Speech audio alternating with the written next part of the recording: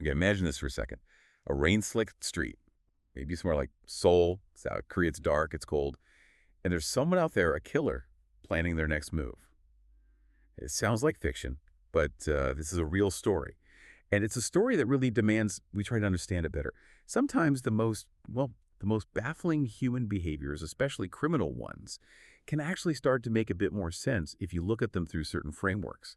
And that's really our mission for this deep dive. We're going to try and unravel some of the complexities of criminal behavior.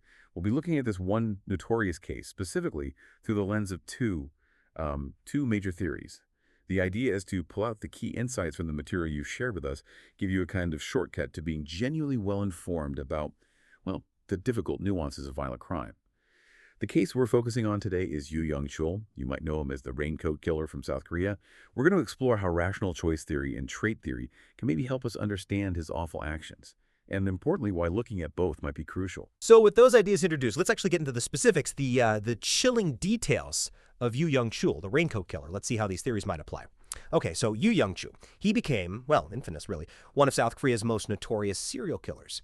We know he was responsible for at least 20 murders just between 2003 and 2004, but his criminal life didn't just start there, did it? No, not at all. His record actually began much earlier. We're talking theft, other violent offenses sort of escalated over the years, and then it turned into this series of premeditated murders that, completely shocked the nation, understandably. So who was he, beyond the headlines?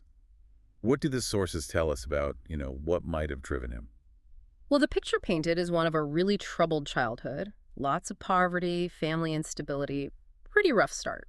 And according to Yoo himself, after he was caught, this background really fueled this intense hatred he had, specifically towards wealthy people, people he saw as having it easy. Right, and his victims weren't always the same type of person, were they? There was an evolution there. Exactly. Initially, he went after elderly men and women. Which connects back to that hatred of the wealthy. Precisely. He saw them as symbols of what he resented and, well, likely vulnerable targets too. His method then was incredibly brutal, bludgeoning them in their homes. But then later, he shifted. His focus turned to sex workers. How did he approach them? The pattern was luring them. He'd hire them, bring them to his place under false pretenses, and the methods he used then were just as horrifying, if not more so, than with his earlier victims. And the planning aspect. Yeah. He wasn't just acting on impulse all the time. No, that's what's particularly striking. He planned most of these attacks very meticulously, deliberately trying to evade the police, cover his tracks. So how did it all end? The killing spree stopped in July 2004. He was arrested. And once caught, he confessed, admitted to the 20 murders they could prove. He even claimed more, though those couldn't be confirmed. And the convictions. Swift. December 2004, he was convicted and sentenced to death. But he's still alive. Yes, he's still on death row. South Korea hasn't actually carried out an execution since 1997, so he remains there. It's chilling, isn't it, to think about that level of planning behind such awful acts, all fueled by this deep resentment. It really is. Yeah. And, from one angle, Yoo Young-Chul's case is a pretty stark, though disturbing, example of rational choice theory in action. For anyone familiar with it, you'll know the basic idea. People make decisions based on essentially a cost-benefit analysis, trying to get the most gain for the least risk. Right? Maximize gain, minimize risk. And what's, fascinating in a grim way is how clearly some of Yoo's actions seem to fit this model, even if the gains he sought were horrific. So how does it align? Can you break that down? Well, let's look at his choices. Targeting the elderly first. That looks like an assessment of vulnerability opportunity.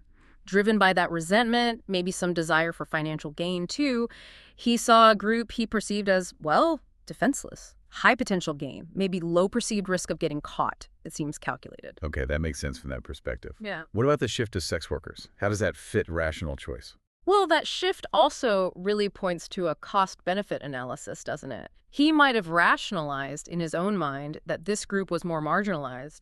Perhaps he thought, crimes against them wouldn't be investigated as thoroughly or they wouldn't be missed as quickly. So a lower risk profile, in his distorted view. Exactly. He's aiming for victims that give him whatever twisted gain he's seeking, but with what he perceives as the lowest chance of detection. And all that meticulous planning you mentioned, trying to evade capture, that fits perfectly with the rational choice framework too. Acting rationally to achieve his criminal goals and avoid the cost of punishment. So according to this theory, his crimes were almost logical responses. given his motivations and circumstances. In a purely functional, amoral sense, yes. The theory focuses on the process of decision-making, weighing options, assessing risks, rather than the morality of the goals themselves. Okay, so if it's about rational choices and cost-benefit then, does that mean harsher penalties or more police presence, things that increase the cost, could actually deter someone like you? Is it that straightforward? That's the million-dollar question, isn't it? From a purely theoretical rational choice standpoint, yes. You increase the certainty or severity of punishment, the cost, and it should shift the calculation.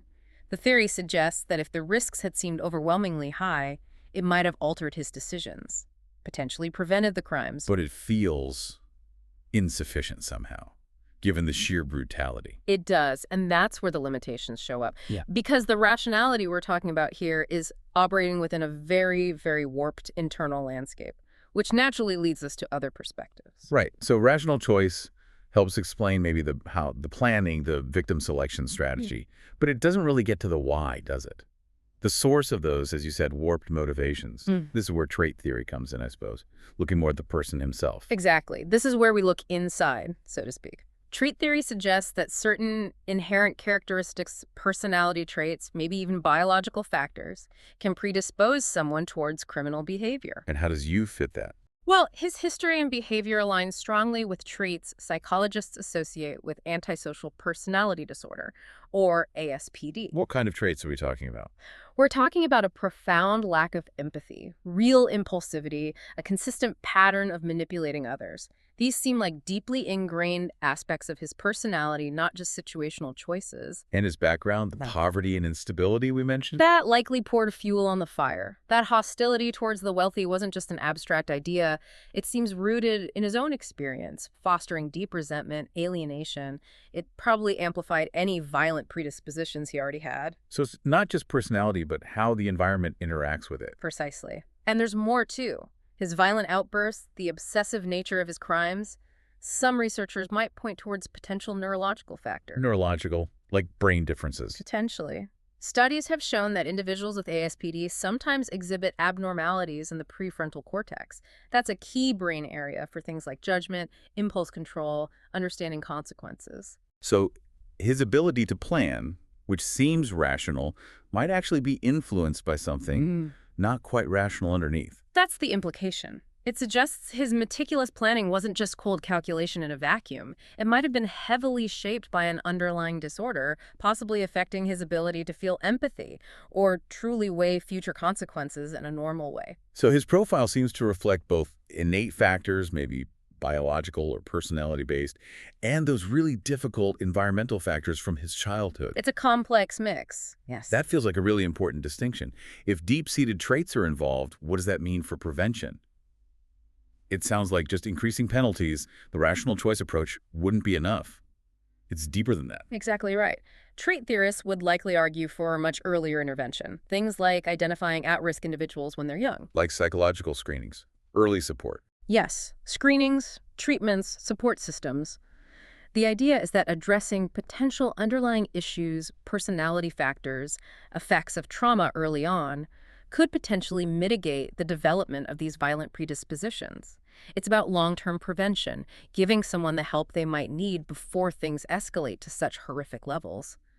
It could potentially have steered him onto a different path.